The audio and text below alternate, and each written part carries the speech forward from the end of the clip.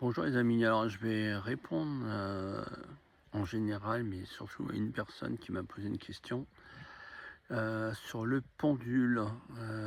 La personne est surprise en fin de compte de voir que le pendule tape à côté à chaque fois. Le pendule, c'est pas vous qui dirigez la réponse, hein, ça vient de là-haut. Le problème, c'est que il y a des bons esprits et puis, il y a des farfadets, quoi. Donc et si vous tombez sur un farfadet, ça peut être très, très dangereux. Alors, en sachant que aussi on m'a posé la question, on m'a posé la question, pour la coupe du monde, savoir qui allait gagner. Alors moi, j'ai regardé aucun match parce que ça me passionne pas du tout. Mais j'avais dit que de toute façon la France ne gagnerait pas, bon, ce qui me semblait assez logique. Suite à ça, si vous vous servez de votre pendule, et on va être honnête, moi aussi j'ai tenté le coup, hein, on va pas se mentir. J'ai essayé de sortir le pendule pour avoir les numéros du loto, hein, je pense qu'on y a tous pensé. Ça n'a pas fonctionné.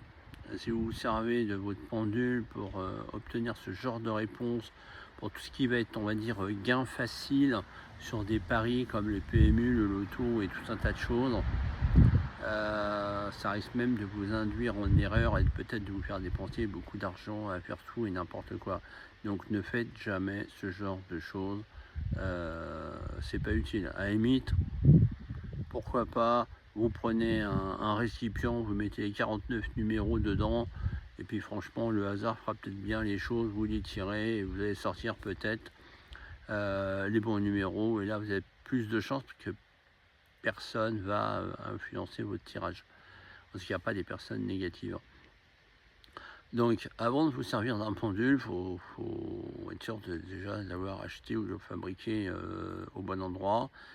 Quand c'est la pleine lune, il faut le mettre dehors dans un linge blanc, de la soie ou du satin.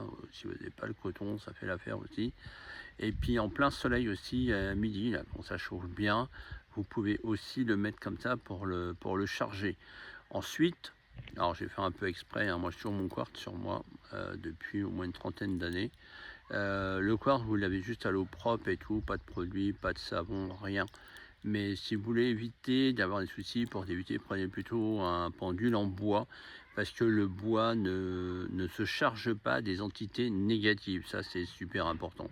Alors que ce genre de choses peut se charger. Donc, si vous n'êtes pas féru, ça peut poser problème.